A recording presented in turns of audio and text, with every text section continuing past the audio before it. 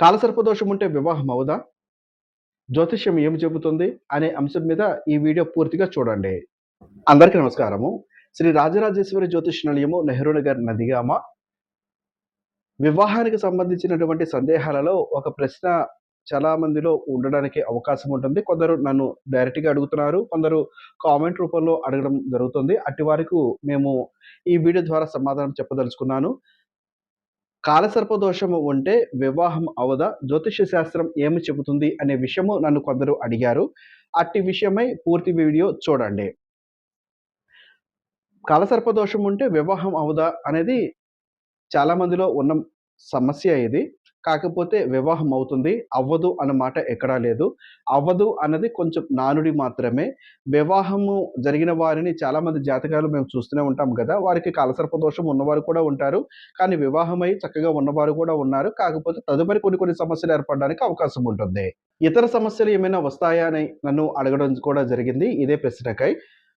ఇతర సమస్యలు ఎందుకు ఉండవు? ఉంటాయి. వివాహం ఆలస్యం అవ్వచ్చు. లేదా వివాహం అనుకున్న సమయంలో జరగకపోవచ్చు. వివాహం మాత్రం అవుతుంది. దాంట్లో మాత్రం సందేహం లేదు. వివాహం తర్వాత ఏమైనా సమస్యలు వస్తాయా? అని కూడా నన్ను అడుగుతూ ఉన్నారు. అవును అని ఈ విషయానికి మనం సమాధానం చెప్పవచ్చు.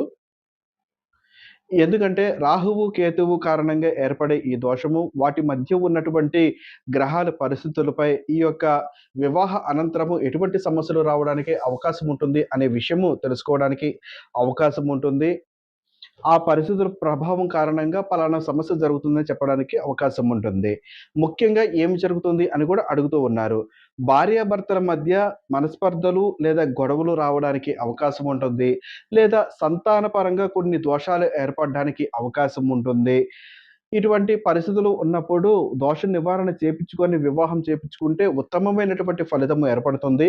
లేదా వివాహం అయినటువంటి 3 లేదా 4 సంవత్సరాల లోపు గనక దోష నివారణ చేపించుకున్న మంచి ఫలితం ఏర్పడడానికి అవకాశం ఉంటుంది. లేదు వివాహమై 10-15 సంవత్సరాలు అవుతుంది. పిల్లల కోసము ఇబ్బందులు పడుతున్నాము. పిల్లలకి చిన్న ఇబ్బందులు వస్తున్నాయి. లేకపోతే సంతానం అందటం లేదు అనుకునేవారు భార్యాభర్తల యొక్క జాతకము చూపించుకుంటే మంచి ఫలితం ఏర్పడడానికి అవకాశం ఉంటుంది.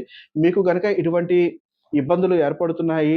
కాలసర్ప దోషం ఉండి వివాహం చేసుకున్నాము. లేదా మా పాపకి లేదా బాబుకి కాలసర్ప దోషం ఉంది. వివాహం చేయకముందే ఈ దోష నివారణ చేపించుకోవాలి.